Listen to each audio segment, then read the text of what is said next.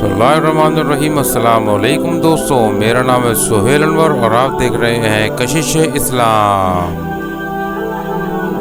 नफ्स और शैतान दो बड़े दुश्मन थे जो हमें जादा मुस्तकीम से बहकाने के लिए दिन रात कोशिश थे। अब अल्लाह का करम देखिए, इज़ा दखल रमदान सुलसिलत शयातीन, जब माह सियाम जलवा फिराज होता है तो शयातीन जकड़ दिए जाते हैं। जो ही माह सियाम शुरू होता है, चांद तुलू होता है तो शयातीन जकड़ दिए जाते। पूरा महीना वो आजाद नहीं रहते, जकड़ दिए। सुलसिलत शयातीन, ये जो मस्जिदों के दरवाजे खुल गए, जहाँ 1.5 सफ होती थी वहाँ 5-5 सफ तरावियों में है, तो ये शैतान के बंद जाने की वजह से।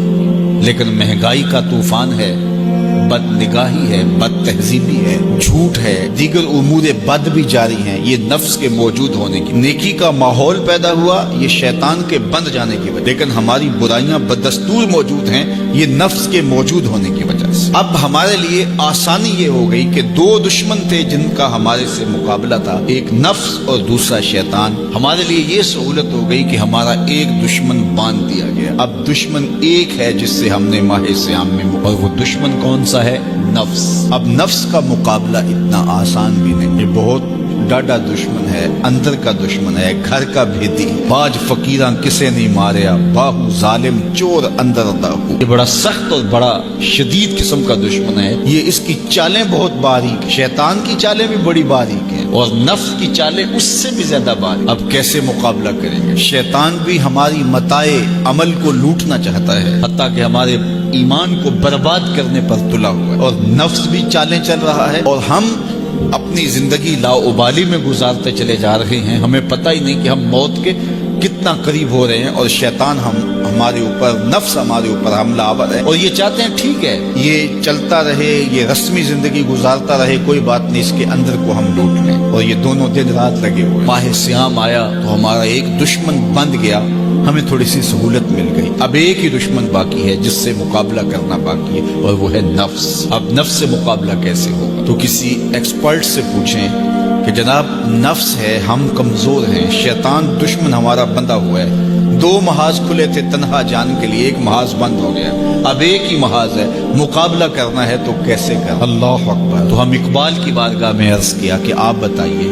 वो कहने लगे मैं आपको अपने मुर्शिद मौलाना रूमी के पास ले जाता हूँ। रूमी के पास इकबाल लेकर के गए तो रूमी ने कहा कि मैं आपको एक और शख्स का पता बताता हूँ, और वो इतना कामिल है और इस शोबे में इस कदर एक्सपर्ट है। उसने कहा हफ्त शहरे इश्क रा अत्तार गश माँ हनूज अंदर खमे यक पूछा। इश्क के 7 शहर हजरत शेख फरीदुद्दीन अत्तार घूम चुके हैं, और हम पहले शहर की पहली गली के कोने में खड़े हैं। यानी इतना बड़ा शख्स शेख फरीदुद्दीन अलैहि रहमा। तो कहा वो बताएंगे तुम्हें कि नफ्स का मुकाबला कैसे करना है। रूमी कहते हैं कि वो मेरे भी उस्ताद हैं, रूमी कहते हैं कि वो मेरे भी हादी और मुर्शिद हैं। जिस इश्क के शहर में मैं दाखिल हुआ हूँ और अभी कोने पे खड़ा हूँ, उस तरह के 7 शहर वो घूम के भी आए। आओ उनसे पूछते हैं कि जनाब नफ्स काबू कैसे करें? तो शेख फरीदुद्दीन अत्तार ने कहा नफ्स न तवा कुछ इल्ला बासे चीज बात गोइम यादगीरश ए अजीज। नफ्स नहीं मरता, लेकिन 3 असले अगर आपके पास हो तो ये नफ्स ठहर भी नहीं सकता। गौर से सुन लीजिए, रूहों में उतार लीजिए, और जिंदगी में हमारा मकसद है इस नफ्स का मुकाबला करना।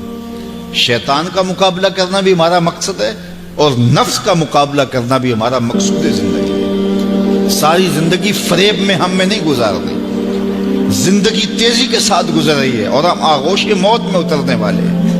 तो ये डाडे दुश्मन हमारी मताए अमल लूट रहे हैं, हमारे किए हुए अमल को उजब से, तकब्बुर से, रियाकारी से बर्बाद कर देते हैं। हमें पहले अमल की तरफ जाने नहीं देते, फिर अमल के अंदर वसवसे डालते हैं, फिर अमल हो जाए तो उसको फिर बर्बाद करने की कोशिश करते हैं। कितने डाडे दुश्मन हैं जिनके नरगे में हम फंसे हुए हैं। तो फिर हमें कोई बंदा मिल गया है जो बता रहा है कि जनाब इसका मुकाबला ऐसे करेंगे, तो फिर आज की सुन लें हम और गौर कर लें और अपने अंदर उतरें। तो शेख फरीदुद्दीन अत्तार हमें बता रहे हैं, तो सुनिए वो क्या कह रहे हैं। नफ्स न तवा कुछ इल्ला बासे चीज, नफ्स नहीं मरता, ये बड़ा डाडा है, लेकिन 3 असले अगर आपके पास हों तो ये ठहर भी नहीं सकता।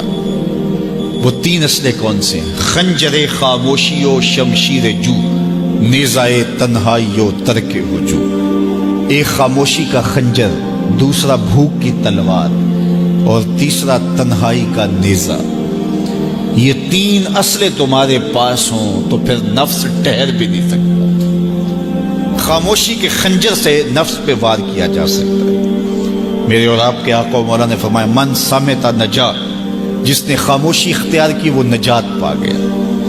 ہماری زندگی کے جتنے بھی برے اعمال ہیں ان میں سے سب سے زیادہ برے اعمال ہماری زبان کرتی ہے۔ ہمارے ہاتھ بھی گناہ کرتے ہیں، کسی پہ ظلم کریں تو گناہ کرتے ہیں، ہمارے پاؤں بھی گناہ کرتے ہیں، برائی کے اڈے پہ چل کے جاتے ہیں، ہماری آنکھیں بھی گناہ کرتی ہیں، ہماری سوچیں بھی گناہ کرتی ہیں، ہم حرام کمائیں کھائیں تو پیٹ بھی ہمارا گناہ کرتا ہے، لیکن سب سے زیادہ گناہ ہماری زبان کرتی ہے۔ جھوٹ یہ بولتی ہے، غیبت یہ کرتی ہے، بہتان یہ لگاتی ہے، گالی گلوچ سب و شتم یہ کرتی ہے، گلے شکوے کا انداز، ناشکری کا لہجہ یہ اختیار کرتی ہے۔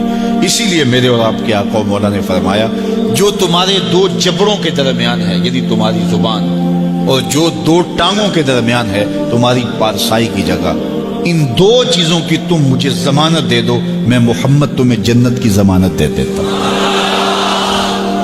تو اپنی زبان کی حفاظت کرنی ہے۔ دیکھیے یہ سننے کے لیے چیزیں نہیں ہیں محض،